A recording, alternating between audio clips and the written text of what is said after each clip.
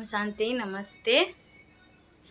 देखिए, बाबा का जो अनमोल रतन हम सभी बच्चों को सत्संग में मिलते हैं ना, जो बाबा के ज्ञान मुरली सुनते हैं उन्हें सभी को अनुभव भी है, मालूम भी है कि वहाँ हम सभी को घर का जो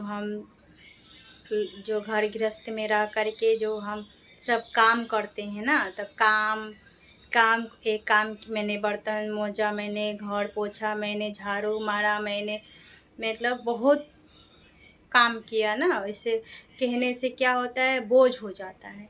तो वहाँ पे जो सिखाते हैं ना, जब जाते हैं सेंटर में बाबा का घर में, तो वहाँ नहीं बोलते हैं कि हम बर्तन मांजते हैं, लेकिन हम बर्तन मांजने की सेवा दे रहे हैं। मैं घर झाड़ू मारने का मतलब झाड़ू मारने का सेवा कर रहे हैं, रोटी बनाने का सेवा कर रहे हैं ना, ऐसा भावना सिखाते हैं। सोचिए, तो बोझ नहीं लगता है, कुछ सेवा हो जाते हैं। और जो हम भावना से सेवा करते हैं उससे हमारा फल भी मिलता है। और जो हम काम करते हैं भारी मन से, वो बोझ हो जाता है, तो उससे तो कोई प्राप्ति भी नहीं होता है।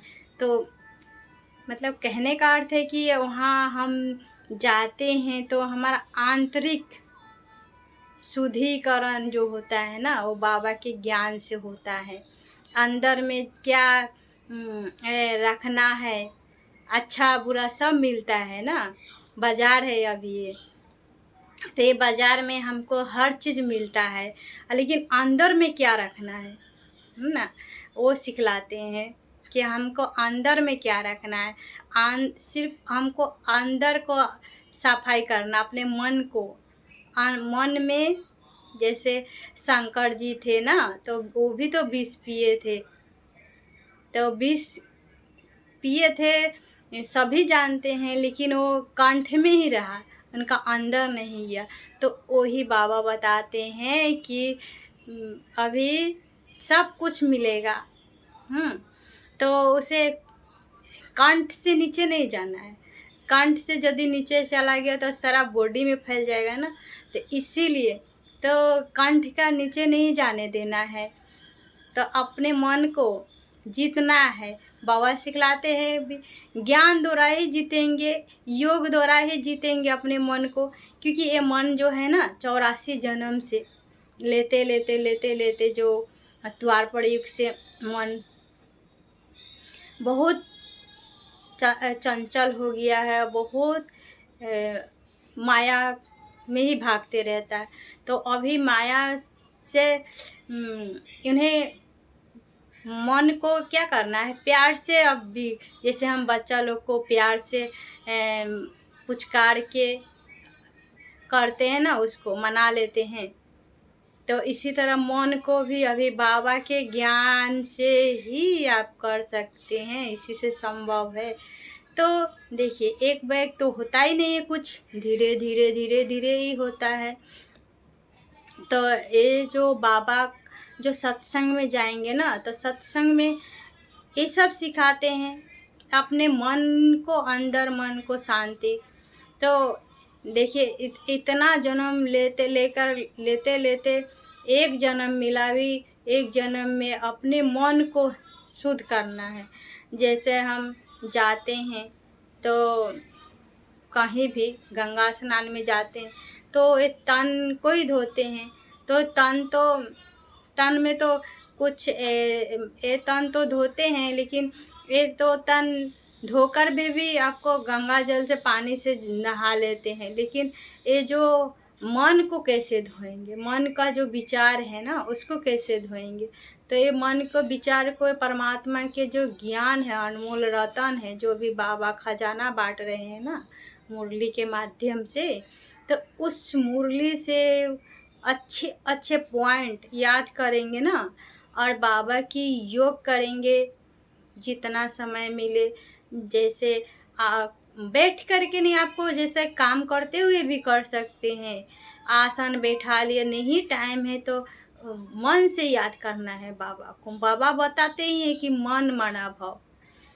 और जैसे देखिए हम लोग पूजा पाठ का लिए भी तो टाइम निकालते हैं, तो ऐसे टाइम निकाल कर के चाहेंगे तो 5-10 मिनट जितना भी आधा घंटा हम योग भी कर सकते हैं। तो उसी तरह जब भी टाइम मिले तो करना ही है। तो कोई कोई बोलता है ना कि भगवान को इतना मानता है, भगवान ने क्या कर दिया है। तो भगवान को मानने का ये अर्थ थोड़े है कि सब हम जो चाहेंगे वही हो जाएगा, है ना। भगवान को हम तो शांति चाहिए, तो अंतर शांति, तो अंतर शांति के लिए वो परमात्मा का जो हम याद करते हैं ना, तो अंतर आत्मा में बहुत शांति मिलती है, बहुत शांति जो शब्दों में भी बयान नहीं कर सकते। इतना मन में शांति मिलते हैं और इतना खुशी मिलते हैं मन में, क्योंकि वो है ही आनंद के सागर। तो आनंद के सागर के पास जब बैठेंगे तो आनंद ना मिले तो हो ही नहीं सकता है। प्रेम के सागर के पास बैठे और प्रेम ना मिले तो हो ही नहीं सकता है। सुखों के सागर के पास बैठे और सुख ना मिले ये हो ही नहीं सकता है। तो वो सागर है, तो सागर का बूंद, एक बूंद वो तो अभी बरसा रहे हैं हम, अभी ही परमात्मा दे रहे हैं। तो लूटना है और लुटाना भी है सभी को, क्योंकि हर कोई परमात्मा प्यार का प्यासी आत्मा बनी है। सबको शांति चाहिए, लेकिन शांति के लिए तो एक कदम बढ़ाना है ना। तभी तो खुद को जानना है, खुद को ही भूल गए हैं।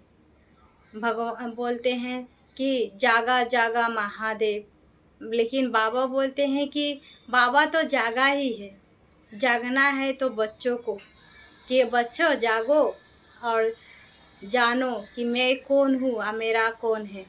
तो मैं कौन हूँ और मेरा कौन है, तो मैं आत्मा हूँ और मेरा परमपिता परमात्मा जो हमारा बाप है ना। तो बाप है ना वो, तो बाप जो कर रहे हैं ना मेरे लिए वो सर्वश्रेष्ठ है। हम जो सोचते हैं वो सर्वश्रेष्ठ नहीं होता है। वो जो मेरे लिए हमारा बाप कर रहे हैं, वो बैठा हुआ है जैसा भी कर रहे हैं ना, वो मेरे लिए कल्याण ही है। बाबा बोलते हैं कि कल्याणकारी बाबा, उनका नाम ही है शिव माने कल्याणकारी। तो कल्याणकारी बाबा बैठे हैं बच्चों को कल्याण करने के लिए, तो अकल्याण तो हो ही नहीं सकता है। तो जो बाबा बताते हैं ना कि जो बाबा का बच्चा सबसे बच्चा स्ट्रॉन्ग होते हैं ना, वही बाबा उसको ही ज़्यादा परीक्षा लेते हैं। तो बाबा का ये जीवन है ही परीक्षा, सबको परीक्षा देना ही पड़ता है।